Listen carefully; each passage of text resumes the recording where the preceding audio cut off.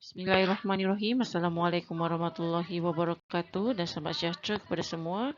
So, pada kali ini, cikgu akan memberikan penerangan mengenai pembelajaran berasaskan masalah PBL iaitu tajuknya Audit Elektrik. Ini merupakan siri 1. PBL ini anda boleh dapatkan salinan hard kopinya di pondok pengawal di sekolah ya, selagi awak tak ambil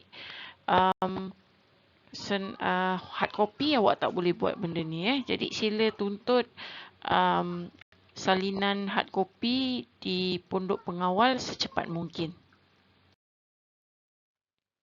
Mula-mula sekali kita tengok muka surat pertama. Cikgu nak kamu lengkapkan. Jangan lupa kamu isikan bahagian nama.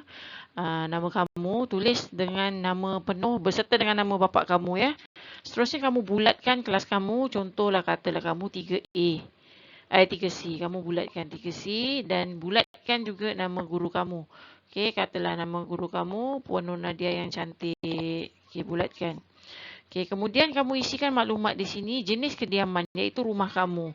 Rumah kamu tu rumah kampung ke, rumah teres ke, okey? Rumah banglo setingkat ke, banglo 2 tingkat ke, rumah kedai ke, lain-lain. Lain-lain ni contohnya kamu duduk dekat asrama ke ataupun kamu duduk dekat bawah jambatan ke, kamu boleh tulis lah. Tapi insyaAllah lah anak murid cikgu semua ada rumah kan, ada rumah tempat berteduh kan, so tandalah. Katalah kamu duduk rumah kampung, jadi kamu tandakan sini, tanda right, rumah kampung. Yalah tak kisahlah rumah kampung kamu tu rumah kayu ke, rumah batu ke. Janji kalau kat kampung, rumah kampung lah. Okay. Lokasi pula adalah kampung. Kampung tu contohnya macam kampung lah, kamu PANI ke kampung mana tu kampung. Taman perumahan tu kamu tahulah taman perumahan. Dan kawasan komersil ni adalah kawasan yang dekat tempat perniagaan. Contohnya macam rumah kedai. Kalau kamu duduk rumah kedai, lokasi kamu adalah di kawasan komersil. Okey, dan akhir sekali kamu tuliskan jumlah isi rumah kamu. Dewasa berapa orang dan kanak-kanak berapa orang. Katalah dewasa kamu ada mak bapak kamu 2 orang campur dengan adik-beradik kamu yang dah bersekolah menengah 3 orang. Katalah 5 orang. Kemudian kamu ada adik sekolah rendah dan ada baby, katalah 2 orang. Macam tu. Okey. Okey, seterusnya kita tengok senarai peralatan elektrik. Okey.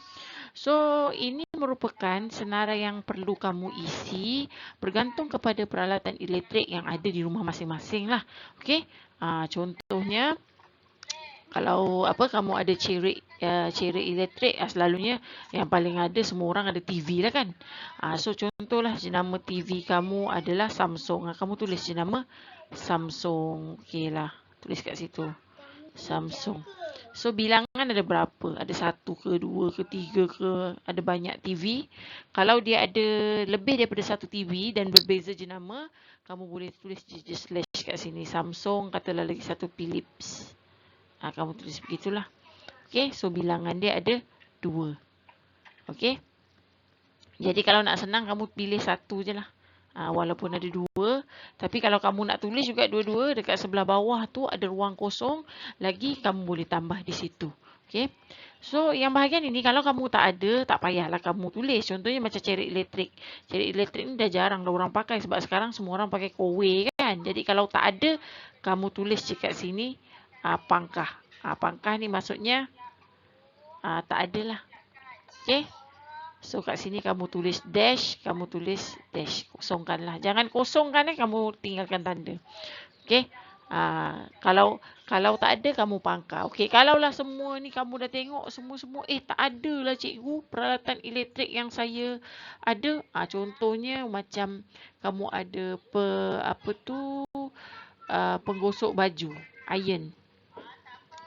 iron setrika kan, tapi kamu pakai setrika yang ada wap tu kan, kita panggil dia sebagai garment steamer kan. Kamu boleh tambahkan di ruangan kosong di sebelah bawah lah. Okay. Kemudian kamu kena isi ruangan arus dan juga kuasa. Untuk voltan tak ada masalah sebab semua peralatan elektrik yang berfungsi di Malaysia menggunakan voltan sebanyak 240 voltan. Yang ini merupakan bekalan kuasa di rumah kediaman seluruh Malaysia. Okey, sekarang yang kita nak tahu adalah bahagian arus dan kuasa.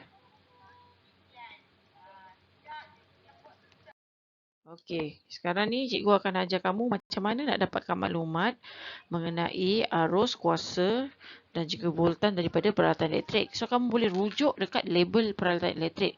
So, label peralatan elektrik ni kadang-kadang dia terletak pada badan peralatan elektrik itu sendiri ataupun terletak dekat plug dia.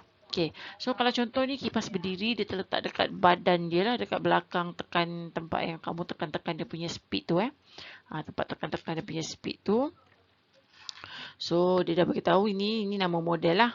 Okey, tu nama model. Okey, kemudian yang ni voltage dia tulis 240 volt. Ini semua standard satu Malaysia semua sama. 240. Okey, kuasa dia dah bagi tahu ni So, ini adalah voltan. Yang ni adalah kuasa lah dalam unit dia watt. Okey, so sekarang kita nak cari arus. So, arus sama dengan kuasa watt bahagi dengan voltage. Yang ni rumus dia dah bagi kat sebelah bawah. Kalau kamu tengok modul yang cikgu bagi kamu tu. Okey, so masukkan nilai dia 50 watt. Kamu bahagikan dengan 240 volt. So, dapatlah jawapan dia 0.21 ampere. So, ini adalah dia punya arus. Jadi, bila kamu kira dah dapat arus ni, kamu isikanlah ruangan kosong dekat bahagian atas tu. Contoh yang kedua adalah fabric steamer. Ni adalah iron yang pakai warp tu Okey. So, kat sini dia bagi tahu dia punya ni 240 ni dia punya voltage dan 1580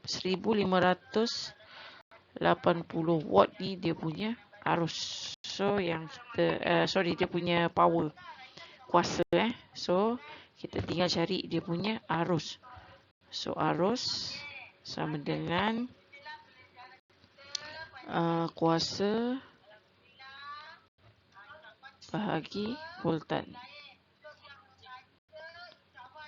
Okey, kuasa bagi voltan.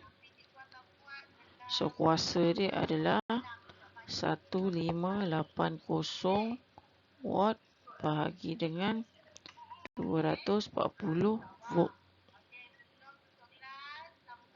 So, jawapan dia adalah 6.58 ampere. Okey, so dapat ni kamu tuliskanlah dekat maklumat tu. Okey. Okey, contoh seterusnya adalah power adapter. Power adapter ni termasuklah charger telefon, charger laptop, peti kotak astro pun pakai power adapter. Okey, so kalau power adapter ni kalau kamu perasan dia ada dua maklumat ada input ada output. Okey. So, ambil bahagian input. Jangan ambil bahagian output. Okey. So, ambil bahagian input. So, kat sini dia bagi adalah voltan sama dengan 240 dan dia bagi arus sama dengan 0.4 ampere. So, yang tak ada adalah kuasa. So, kuasa sama dengan arus. Rumus dah bagi kat bawah Arus darab dengan voltan. Okey. So, arus dia adalah 0.4 ampere darab dengan 240 volt. So, dapatlah 96 watt. Dia punya power kuasa. Okey.